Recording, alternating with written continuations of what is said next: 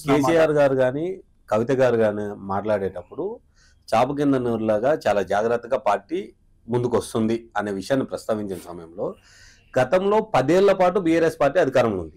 ఆ టైంలో మీకు ఇలాంటి అవకాశం దొరకలేదని అనుకో. అంటే అవకాశం అనేది కాదు, అంటే ఇప్పుడు రేవంత్ రెడ్డి గారు ఉండడం వల్లే, ముఖ్యమంత్రి ఉండడం వల్లే మీరు ఇలా స్ప్రెడ్ అవ్వడానికి అట్లా తప్పది.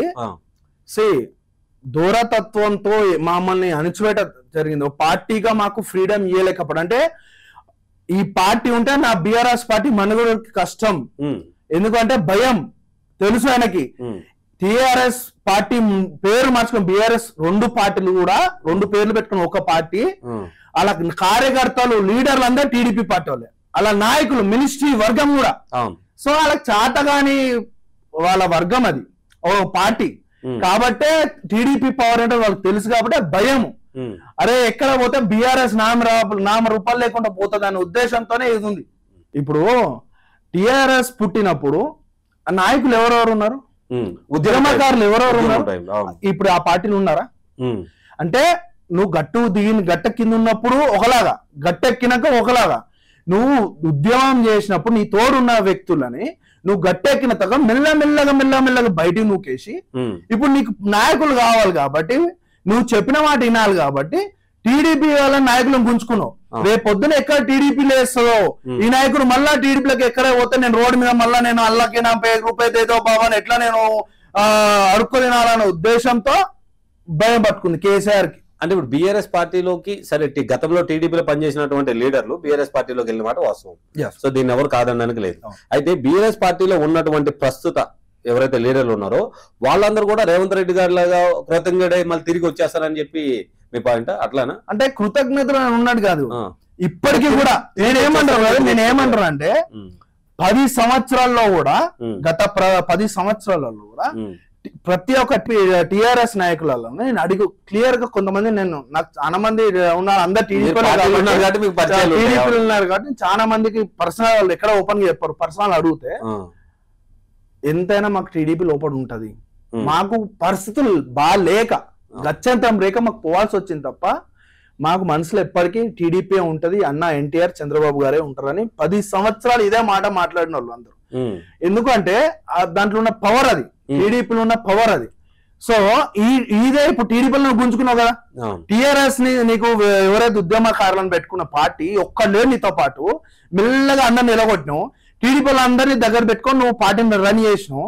ఇప్పుడు మళ్ళీ టీడీపీ ఎక్కడ లేస్తే నువ్వు నా నాయకుడు నా వెనకలో నాయకులు అందరూ మళ్ళీ టీడీపీలో జాయిన్ అయిపోతారు, నా నా నా జీవితాన్ని ప్రస్తావికం అవుతుందో అనే ఉద్దేశంతో నువ్వు భయపడుతున్నావు చూడు, అది నిజంగా కనబడుతుంది.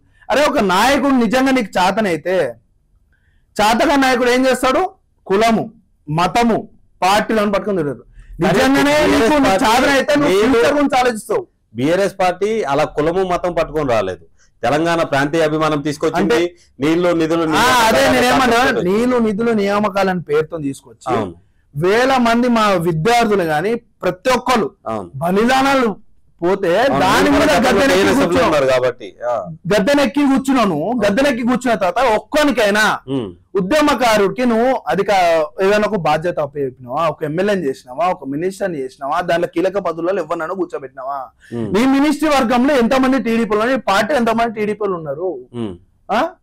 నువ్వు దానికంటే ముందు తెలంగాణ అంటివి, తెలంగాణ నీళ్లు నిధులు నిధించాలని కొట్లాడుతుంది అందరం. గద్దెనెక్కింది నువ్వు, నీ ఇంట్లో అందరికి ఉద్యోగాలు తెచ్చుకున్నావు, ఏ ఒక్కరికి ఉద్యోగాలు లేకుండా వేసినావు. ఎవరైతే నేను ప్రశ్నిస్తారో నీ పార్టీలో వాళ్ళని బయటికి నూకేసినావు.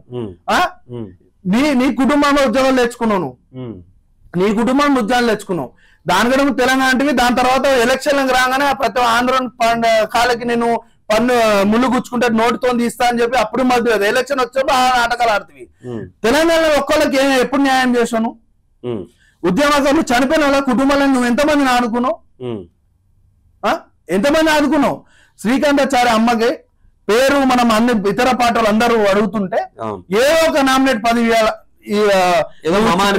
అనిపించాలని ప్రతి టికెట్ కాడ లొల్లి ఆమెకి, ప్రతి టికెట్ కాడ ఆమెకి పాప మా కళ్ళెత్తాలు ఏడిపోయి. నీకు నిజంగా ఇది ఉంటే ఆమె తీసుకెళ్ళాను నామినేటెడ్ పదవి ఎందుకు వెళ్ళాను? కొడుకు బలిదానం ఒక ఎమ్మెల్సీ ఎందుకు వెళ్ళాను? ఎమ్మెల్సీ ఎందుకు కూర్చోబెట్టుకోలేను? ఎక్కడో మారుమూలం దగ్గర కొట్ల మారుమూలైన ప్రదేశాలలో తీసుకుపోయి అక్కడ నీకు ఏదో ఒకటి మామ అనిపించాలి కాబట్టి ఒక టికెట్ ఇచ్చేస్తావు. అక్కడ ఏ నాయకుడు ప్రచారం చేయడు, పోయి సపోర్ట్ చేయవు. సో ఏదో ఇచ్చాలనిపించాలి. నీకు అంత ప్రేమ ఉంటే ఉద్యమకారణ ఎందుకు ఒక్కరు కూడా నీకు ఆర్థికంగా కానీ వాళ్ళు రాజకీయంగా ఎందుకు ఇప్పటివరకు బయటికి రాలేదు? సో ఎదగనివ్వకుండా ఆపింది బీఆర్ఎస్ ప్రభుత్వం అంతే కదా, బీఆర్ఎస్ ప్రభుత్వమే కదా. అప్పుడు బీఆర్ఎస్ ప్రభుత్వం వాళ్ళకి అణిచి పట్టుకొని కూర్చుని తప్ప ఎదగనివ్వలేదు అంట.